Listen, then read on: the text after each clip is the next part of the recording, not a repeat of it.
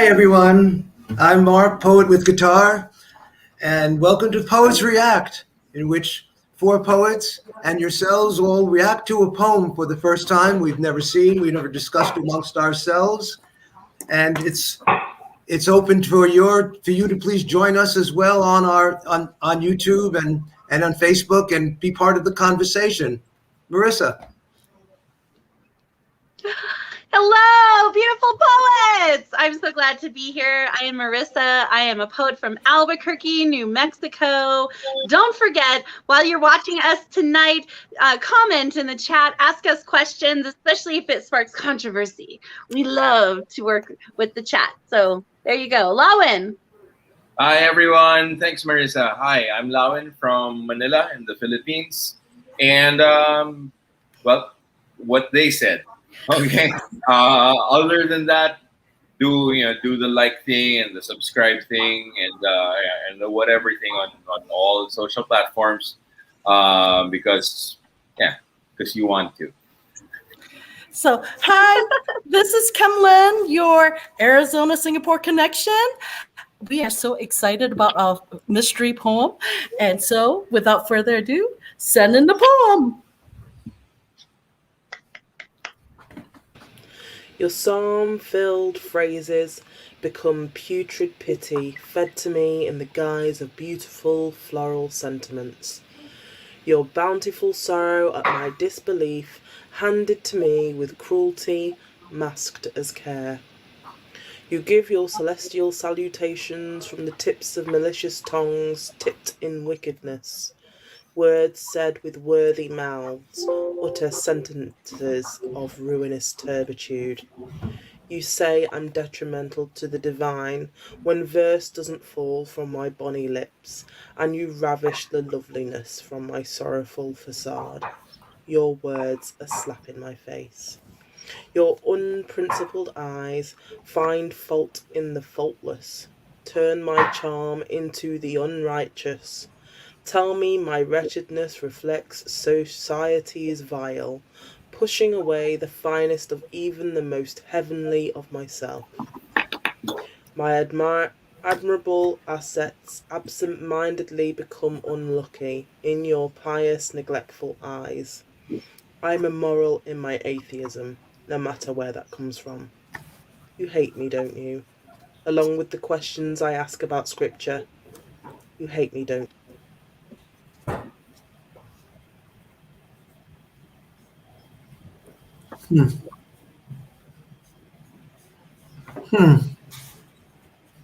And it ends with, you hate me, don't you? Yeah. Who is the you? That's the first thing that I was just trying to catch in this poem. Who is this you? I felt the poem was, it uses very much poetic language. It was not common speech. It was certainly written with a high charge of words. And it was able to follow this almost somewhat of a rant, but with a lot of the words were still very colorful and were able to create a lot of imagery.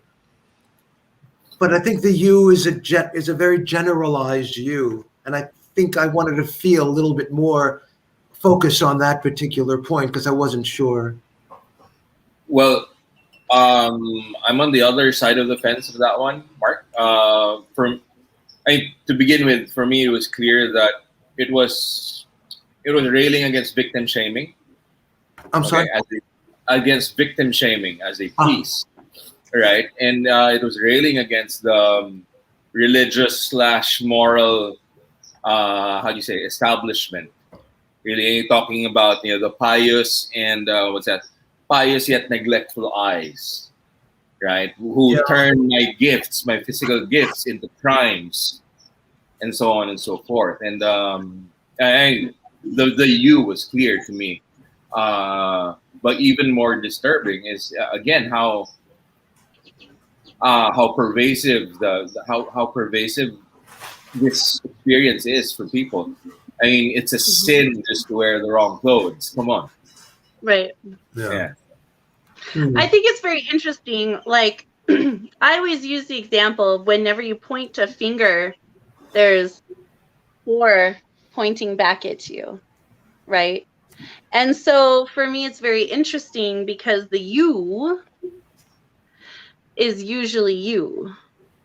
When we project things, whether we're victim shaming or we're projecting onto someone who is shaming us, it's nonetheless, it is a projection of pain. And that pain is usually internal. And I think people who shame victims don't want to feel that pain, that hurt. I've been victim shamed a lot. I understand how that feels, and usually by people who I love. And it's because of their own trauma, their own pain that they never tapped into. And they don't want to feel it for me. So the you, I think, is the you on the inside. It could also be the you before and the you after, because during a trauma, there's the you that existed before and there's the you that exists after, and the two will never be the same. And so the you, I think, is the internal you. And she could be trying to talk to herself, and not really consciously be aware of it. Because as poets, we write what we know. And usually we're talking to ourselves in some sort of form. So I this don't is know, my isn't it? whoops, sorry, Lauren. So this is my response today, and it started with a very warped flower, and I think that's a very for me, it's a connection that I make with the poem, because what is meant to be viewed as beautiful and validating has become distorted and warped. And there are different body parts in there, like lips and tongues and eyes. These are meant to be beautiful on the human body. But it is, once again, when framed incorrectly, or when society, or as this poets talked about, her religious affiliations, those have warped what was meant to be beautiful. And that really angers me, because I desire that every human being have the opportunity. Every person should have the opportunity to feel beautiful as they were made or exist to be. No. Did you notice that There's your picture is very feminine, Kemlyn? That you have some very feminine parts in your picture? Did you notice that? No, There's it's a- actually She there's a wasn't question trying in the to. chat, saying should the you be more directed, or was it too broad or too There- open? Yeah, I mean, there are three yous. There's a universal you, there's a personal you, and then there's a person who's a you, and then there's the speaker being you, speaking of yourself, And I get the impression that she certainly wasn't in that. I thought she was talking more on the universal you, as a broad, you all, but I don't know. I'm not sure I want to But focus you on. all is comprised of lots of yous, I and think- we all have to look into I ourselves. think before we dive change too the much you all. Yeah, on the you, yeah. into that one, we have to. I think we have to recognize that it was a piece that we experienced as a performance. All right. Right. Therefore, as a spoken word, and as far as that goes, I do love, whether intentional or not. Okay, the monotone in which it was delivered, because this whole "I'm dead to myself" feeling that you get after you've been put down by the establishment. That's, at least to me, that's what that shit sounds like. All right. Now, if that form of delivery obscured the you, then maybe that's the point of discussion. Because at least for me, it's clear that it is railing against religious and moral gatekeepers, all right, guilt trippers, and all of that. But if that's not coming across to the rest of this panel, then maybe there's something to be talked about in terms of craft. Yeah, I think as a performance poem, I think there was a lot of energy in the reading, but it could have been more energy in the reading as well. Really keying in on certain words and loving those words that you wrote. Some of them just passed a little bit. Do you think like the cadence or the staccato of some of those words would have improved the performance? Pious neglective eyes, Yeah. Pies, like right? You're like, it's yes, page poetry, spoken word. Like, what Well, I words don't do know. you want to linger in the air bubble around the head? For me, the staccato worked. This whole I want to sound like Siri vibe, because exactly the mechanized tone tells me, or at least makes me feel how dead she is inside, how put down she feels Yes. already, how reduced to a number. Yeah. So I think about iambic pentameter with a Shakespearean sonnet. Everything goes da da da da da da da da da da da da da, and so I like the demeanor of her being very stoic and almost void. I would love a couple of sparks where you break the iambic pentameter, or like with a trochee Yes. or something fun, and that punches it out to say, just give me a little bit of hope, just give me a glimmer of hope and a highlight, and to wake my senses up to say, hey, this is really important. It was. I think it was. Yes. I think the poem was probably read a little too quickly. I would have preferred a slower read. More self-conscious of some of those great images which you had in there. I mean, some of the words. This was not common speech. This was really an elevated speech. Yes. Or could it be, Mark? Could it actually be unfinished? I mean, think about it. It ends up with, "But you hate me, don't you?" All right. Everything was actually punctuated with "But you hate me, don't you?" And I can see how we could discuss it as finished, but at least classically people want a sense of redemption or salvation, or a turn, or some sort of rug pull, and we never quite get that. I'm not saying Like it the as reveal. yeah.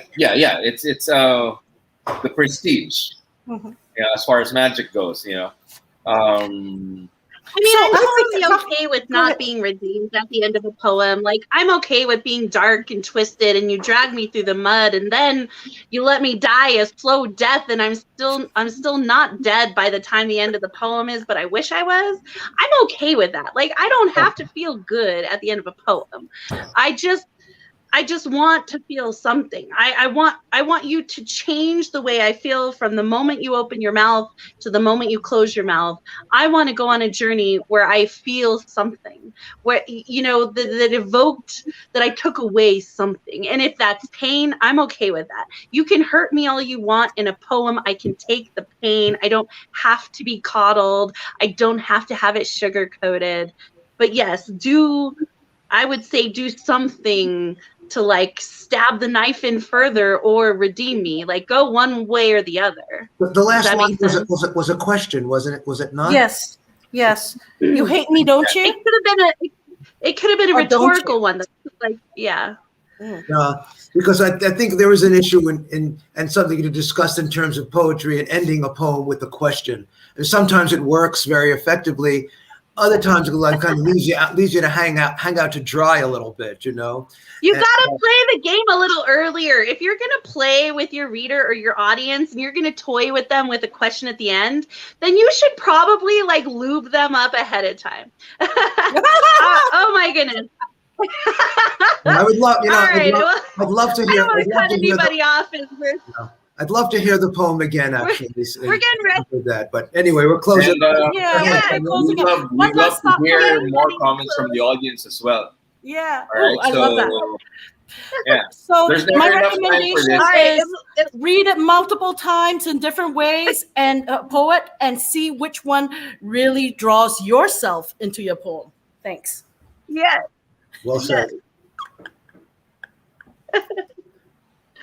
Okay, I think we're all on.